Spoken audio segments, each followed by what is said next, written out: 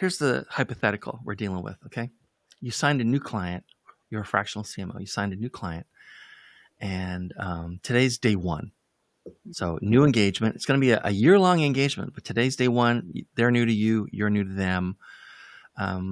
Talk to me about the problems you typically go hunting for, or what you normally see on the ground, and like when you first get to a client, especially in the first 90 days. And maybe before you do that, let people know who you are. Absolutely. Well, thank you for having me. I'm Brianne Wheeler. I'm the owner of Levitate Marketing. It's a fractional CMO business based in Houston, Texas, and kind of wherever my clients are. So I have clients across the country.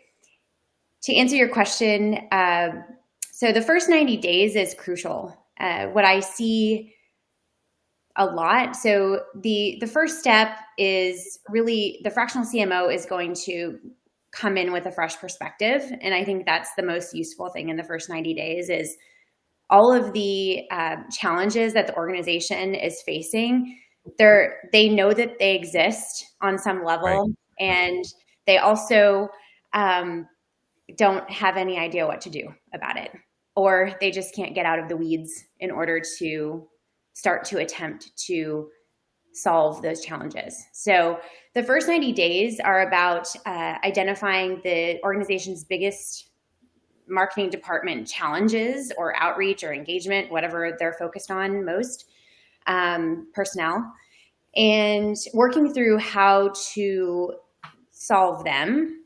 And then also implementing the tactics necessary to achieve those 90-day objectives. So usually there are 2 or 3 of the most high-level, most pressing challenges, and we focus on those. And I find that's one of the most challenging things about organizations is, again, they know that challenges exist, but they don't necessarily know how to solve them. So a fractional leader can come in and identify what they are and then also make a plan in order to achieve those objectives.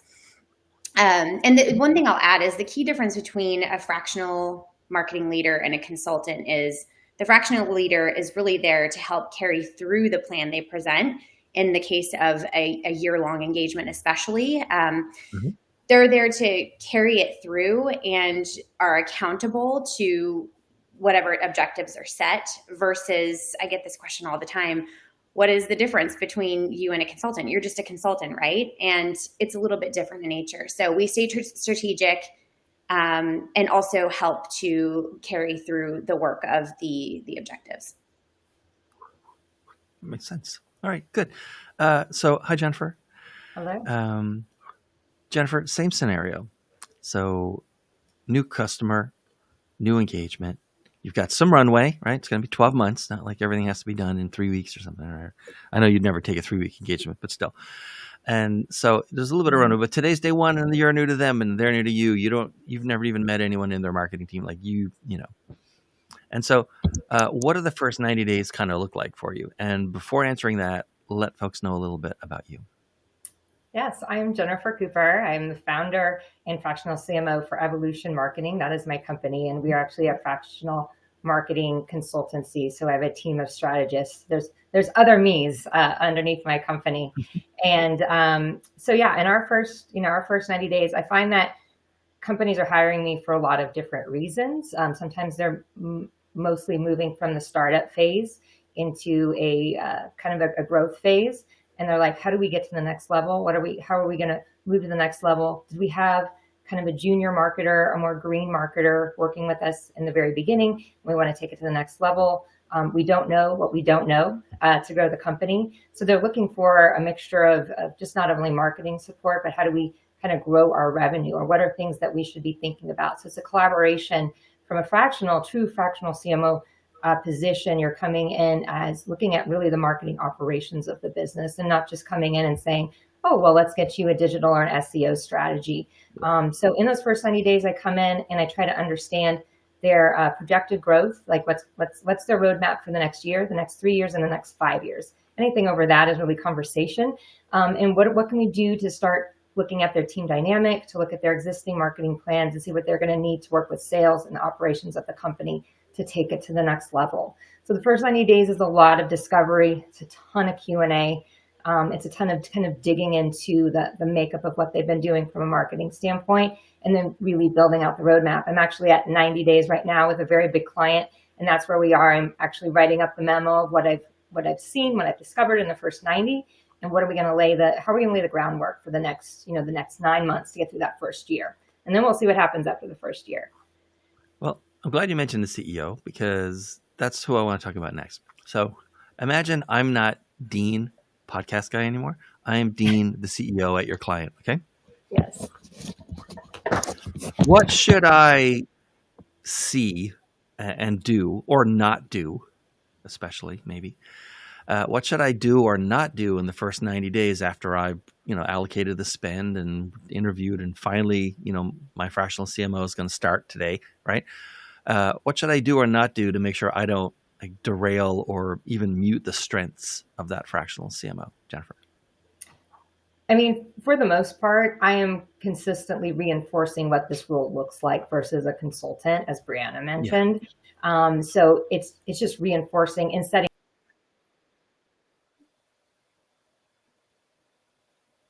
All right, then. Brianne, looks like it's you and me. So same question. In fact, let me invert the question a little bit. Yep. I'm the CEO. How do I make sure I don't waste the money that I've just budgeted for a whole year of a fractional CMO? What are clients, or what do companies or CEOs typically do that end up wasting the money? They don't allow the fractional CMO to come in with their own knowledge and experience, right, and variety of ideas. And I think that's the, if you are a CEO and you have a fixed mindset about how things should be, it can be very challenging for a fractional CMO to come in and do what they are intended to do, which is to do something new. And nothing changes unless something changes. And so This is what I've seen in my experience is there's a kind of resistance to doing things in a new way, and just really being open to experimentation and understanding that there might be some money spent that might not work out. And that's okay, because that's the whole point of marketing, is to try things, and some things are not going to work, and then you know what not to do again. So the other thing is I've seen with CEOs is because sometimes they are focused on the image of the organization, and frankly, sometimes of the their own role in the CEO spot.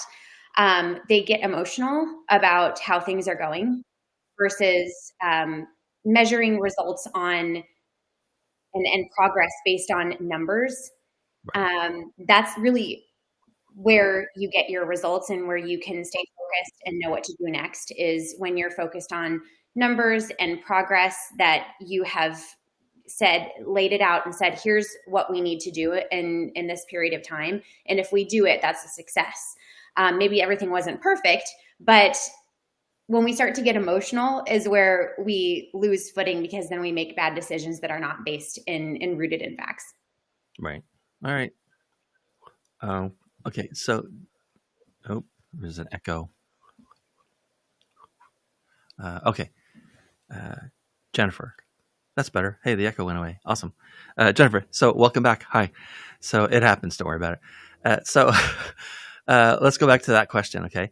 So I'm the CEO. What should I be doing or not doing to make sure that I sort of basically get maximum value out of the fractional CMO? Yeah. So the big way that I take it upon myself in these roles is to guide the CEO. And it's setting very clear goals and objectives. And so quarter by quarter, I usually try to come up with 3 rocks. I'm kind of born and bred in like the EOS traction system. And I find that it's really good to set accountability. So what are the 3 rocks that we're trying to set in place? Being very clear on what pieces I own, and being very clear on treating me and the role as part of the leadership team, as part of the team. So it does take some work on my side. It doesn't mean that the CEO just knows what to do, but it does take some work on my side to reinforce I am part of this team. I'm part of the fabric of the company while I'm here. And how are we? And using the word we a lot in conversation, because a consultant comes in with a little bit more of I, where the CMO comes in more with the we. So it's really, there's a little bit of the psychology of the relationship and reinforcing what are we going to do? This is how we're going to get there. This is how we're going to get through those 3 goals and how I will contribute, and setting those very, very clearly. And it's really making sure you're empowered. I just had to do this with another client recently. Hey, you're going to need to send another memo out and reinforce that I'm overseeing marketing right now and I need more communication. I need people reaching out. So it is a little bit of, there's a little bit of an uphill battle in the beginning. And so people start to really understand it's not just someone coming in and kind of sitting back and like, you should do these 3 things, and then exiting. It's I'm in the role and I'm going to really make a difference in your company. Hopefully it doesn't sound too generic, but that is really kind of the path that I take, is a lot of reinforcement. All right, so let's stick with that difference theme for a second. All right, I'm still Dean the CEO, not Dean the podcast guy. And I'm looking at you today on my first day, and I'm thinking ahead to your last day in this 12-month engagement. Specifically, I'm thinking about the staffers in the marketing department that I already have, mostly junior, maybe some mid-level people. There's been supervision in marketing. There's even been some management in marketing. You're the first time there's ever been like leadership level people in marketing, right? What's that team going to look like, or how is it going to be different 12 months from now when you exit than today when you start, or any fractional? The answer is it's hopefully going to look a lot different. And that word different can mean a couple different things. In some instances, it might be that people are in different seats, because as a leader, I've come in and decided how, or helped decide and help discover where people are best suited in the marketing department. And it could be that we've hired another person at a higher level to kind of take the reins after I've exited. Because in most cases, fractional CMO roles are not meant to be 2, 3, 4-year gigs. I do have a couple of those, blessed to say I do, but there's probably very specific reasons why those still exist.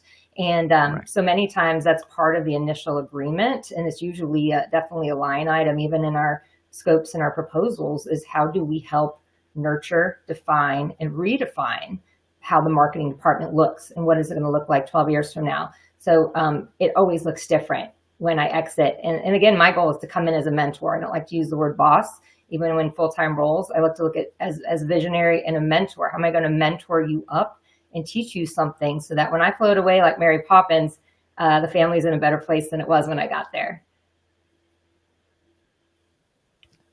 All right, that's really, I like that. That's adding it into the proposal makes a lot of sense.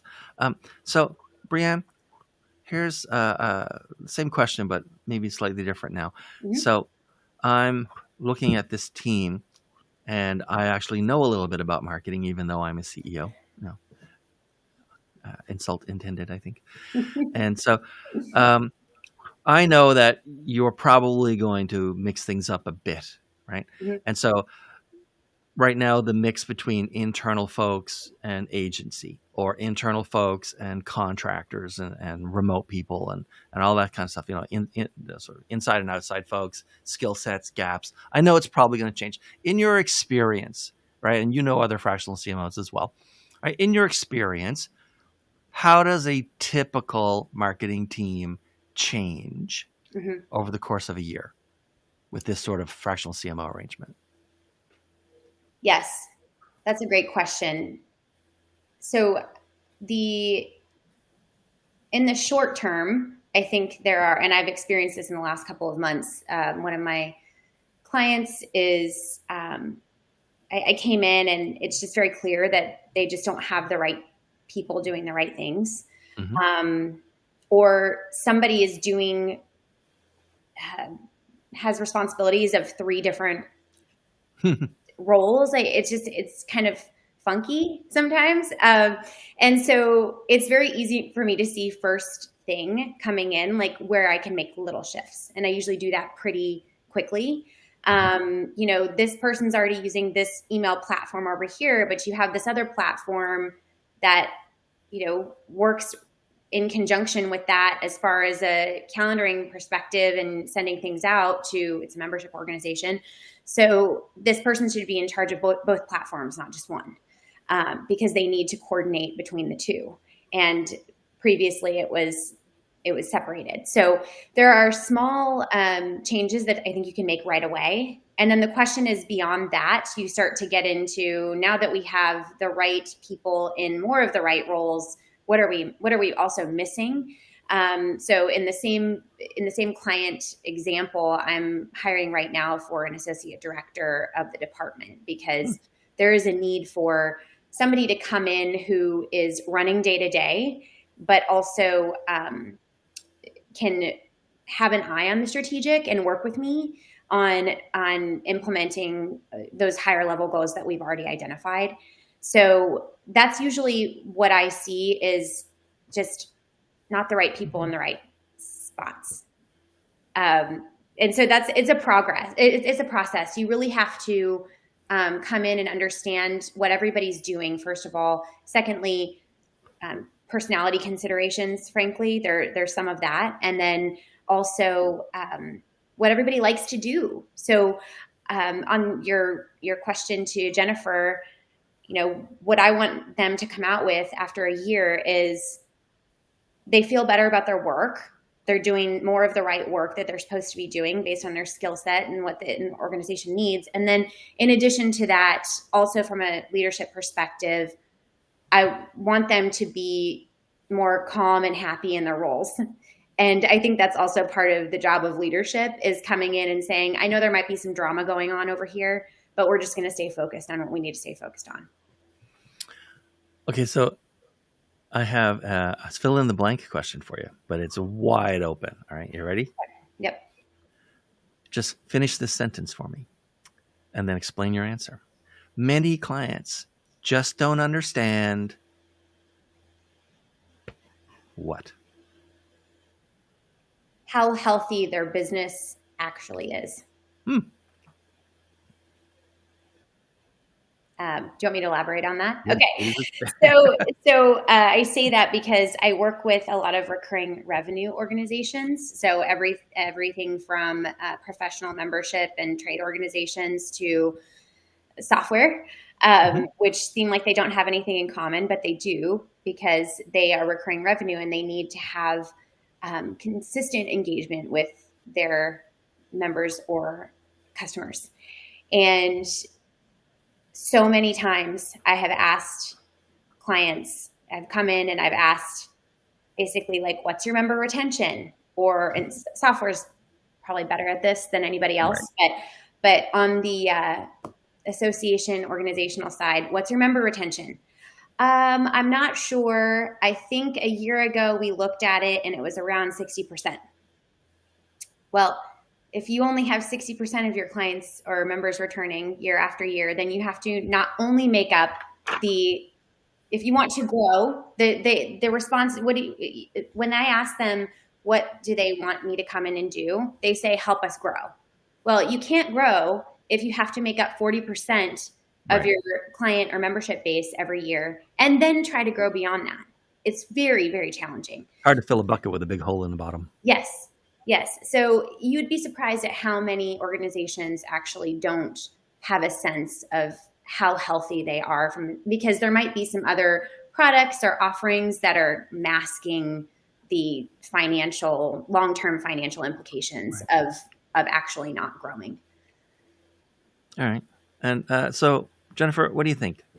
Many clients just don't understand what? It's two words, but they go together. Marketing ROI. And the reason is, so many think, well, I'm going to hire this experienced woman to come in and just fix everything, and it's going to happen quickly. And so one, I always say, well, fixing the marketing pipeline and the entire marketing strategy can take time, especially digitally speaking. There's some things that marinate in. And understanding, where are you getting the ROI? What is the actual strategy? Are you trying to build brand? If you're in a very infancy awareness standpoint, it's going to maybe take you a little bit longer to get the sales, especially if you're growing a new product. Is your message around your product really represent how the market knows you, and you need to spend a little bit more time on some education around your product or your service. So there's just a lot of different ways to look at marketing ROI, and I think they just think if I hired in marketing, or I have a big marketing team, or I'm not successful with sales right now, it must be marketing. And a lot of that then also is a spiral downturn to why you see so many CMOs leave this, or sorry, marketing leaders leave the C-suite or VP suite or director seat, because these CEOs get antsy and they don't really understand holistically what you're doing. And then you see exits. So you see a lot of people with resumes 2-3 years, job by job by job. That's either because they got frustrated that they weren't being valued, or the company didn't understand the value that they were bringing and thought, I just need somebody new because I need these quicker, more instant results. That is my largest, by far, frustration with what I chose to do as a career.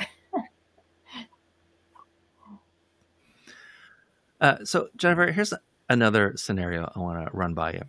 Have you finished the question for me? So, let's say that you know someone who's been an internal CMO for a long time, like corporate, work, and says, "Hey, Jennifer, so I'm planning my career and my future, and 12 months from today, I'm going to be a fractional CMO." Right? Here's my question for you. New fractional CMOs just don't understand what about being a fractional CMO? It's the hardest marketing job they'll ever have. Yeah. For so many reasons. And I assume you want me to elaborate. You're the 12th person I've asked that question, and the first one who wanted to talk about, like, they don't understand what they're stepping into. Yeah, it's challenging. I've been doing it for years, and I still sometimes there's almost a luxury to do working for one company versus others, but there are so many cool things about what this role offers. So, pick your poison. Yeah. But they don't understand like how much marketing or even selling. You are especially if you're a one man band. Again, I've been working on a different model of growing this company a little bit differently, but you're in sales now. You're always doing business development. You're doing like these conversations to create some awareness for yourself, because these opportunities, gigs, whatever you want to call it, may be short-lived, long-lived, and depending on what industry you're working in and depending on what's going on in the economy, could also fluctuate. Bring in someone, don't bring in someone, try to work with what we've got. So again, it's going to go so many factors that surround that. So you're always doing business development. You're always ready for the next thing. Where in a role, sure, there could be a riff, you could get laid off or whatnot. But that's probably the challenging part. And then learning how to manage your time, because now when you say, I can't do something because I'm on vacation, for example, you're saying that to multiple people that are now going to all be waiting for you to come back online. So you're trying to really please, appease, teach, grow, mentor, all these things for multiple companies. And there's no training for that. It's going to come down to the right person that can handle kind of a multifaceted role. And Brianne, how about you? New fractional CMOs just don't understand what about being a fractional CMO? 100% accountability. Yeah. You are accountable to yourself and your own business because it's your business. You are accountable to what happens with your clients and the work that you set forth and making sure that it's carried through. Again, that's the difference between a consultant and a fractional leader, is you are accountable, and that can feel alongside that. You have to have some thick skin. You have to also have really good boundaries around your time and your energy, because if you get sucked into all of that, you are going to have a really hard time. So it's all of that together. It's that 100% accountability. You just have to, and Jennifer said it a moment ago, it also comes with a lot of amazing benefits. I mean, I've had the best summer of the last decade, at least, because I've been able to manage my work and life balance in a different way. And so it all balances out. But as far as the work goes, you have to be accountable to yourself, you're accountable to your clients, and you have to keep the business development piece moving. And that's something that you just cannot turn away from. All right. So thank you. Good. I really like that one. So I'm going to ask you kind of a double question as we move out of the episode. Okay. So Brianne, first, who should contact you these days and how should they contact you? And second, ask any question you want of Jennifer. Okay. So who should contact you these days and how? And then what question would you? I mean, the thing about the podcast is guests are not curated or paired in the sense that it's random. Everybody's fractional CMO, but it's random who you end up with. So basically, you just ended up in an elevator with another fractional CMO that you've never met. What question would you ask if you knew there were no consequences, right? Yes. So first of all, ideal client, I guess, and how to reach you. Yes. So who should contact me is anyone who has a business or organization that requires a high level of engagement with its constituents. So we're not selling widgets. We're not. It's not transactional. It's really relationship based. There's a lot of value that needs to be provided there, and that can come through in many different ways, from content to events and a variety of different of tactics. But that's really who should contact me. And I've worked with SaaS. I've worked with membership organizations. I've worked for yoga studios. So all of those have in common is relationships with their customers or members. Right. And you can contact me at levitatemktg.com. You can also email me directly at BRI, not like the cheese, just BRI at levitatemktg.com. And what's your question for Jennifer? Jennifer, my question for you is, if there's one thing that you didn't know going into this role from before you started, say 6 months before you went into it, what was it that you wish you could have told yourself back then about what this new career would look like for you? Yeah, I think as much as I champion this for women today would be to really know stand behind my value. I've been a little squishy and sure, I can add that on, or sure, I can spend more time on that, or sure, I can come in at that budget number. And part of that was being nimble to get the business and the clients. Where as I've done this longer, I've really started to say, look, your time, this is your business. This isn't a part-time thing. I've been doing it 3 years now. And really saying, no, my time is money. It's part of my life, and really standing behind the value that I bring. Some of that comes from within. It's a different confidence that grows as you become a stronger CEO and owner of an entrepreneur. And in the beginning, I wish I would have maybe stood up a little bit more for those times. Saying no to the right things has been a huge learning lesson. Because one, it sets you up to work on the right things that you're going to gain also way more scale and economies. So yeah, starting out, know what to say no to. I think that's a strong skill for anybody, but that was something I always struggled with. So I really had to kind of light that one on fire a little bit as I've gone through this journey. Really appreciate that question. Mm-hmm. Oh, it's a good question and a good answer. All right. So then, Jennifer, who should contact you these days? How should they contact you? And what's your question for this stranger? I love it. We're in an elevator. I've got that analogy in my head now. So I work with all different types of industries, but a lot of people do know me. I've got a bit of a niche in the kind of real estate at large industry, but I've worked with technology, interior design, nonprofit. I always say that a good marketer brings a toolbox and adapts the situation. Might have to learn the product, but good marketer knows how to use their toolbox. So I'm very much open to working with all different types of companies. I come in again as someone that they're looking to elevate the marketing. They know they're missing maybe female leadership. I love to come in and be a female at the table, especially in the real estate industry, where 10% or under, depending on where you are in the country. And I love to come in and build those teams, bring that female perspective, and also just dig into the marketing strategy, big, small, long-term, short-term.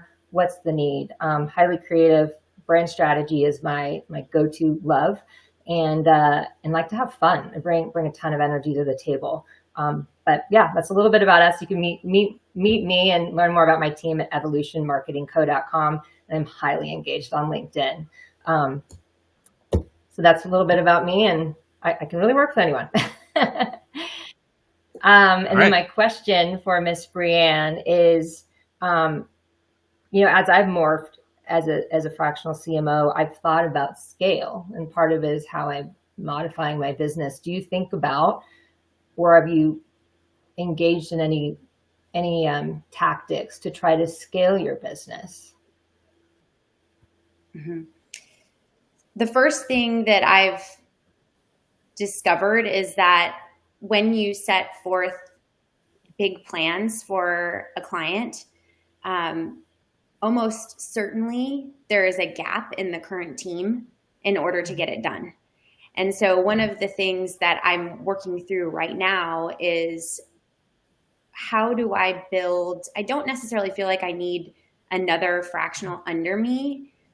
However, I am really interested in the idea of building a team of resources that's really a go-to for me, that I work very closely with them on various needs, that they can come in and quickly get things done. I'm somebody who does not want to wait. I'm not very patient. And so when things are not getting done, it's frustrating. And so if I have a resource, somebody who's in specialists, right? Like a specialist in video, a specialist in social media, a specialist in email, in particular platforms even. That is a way that I definitely can scale.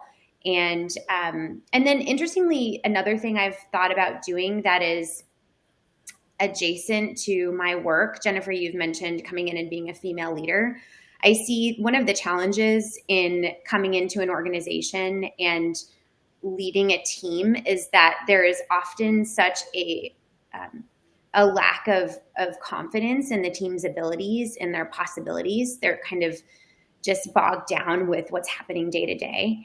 And I'm really interested in the idea around some kind of community or something like that to support marketers and people who are in my space in order to kind of gain confidence, stay focused, stay growing in their careers. And I don't know what that looks like yet, but I feel like overall that could elevate the work that I come in to do, because more confident teams, more positive teams have better results, period. So if there's something around that, I'm still working through it, but I'll let you know when I figure it out. All right. Well, thanks, Brianne, and thanks, Jennifer, for being here. This has been fantastic. Thanks for watching, everyone, and we'll see you in the next episode.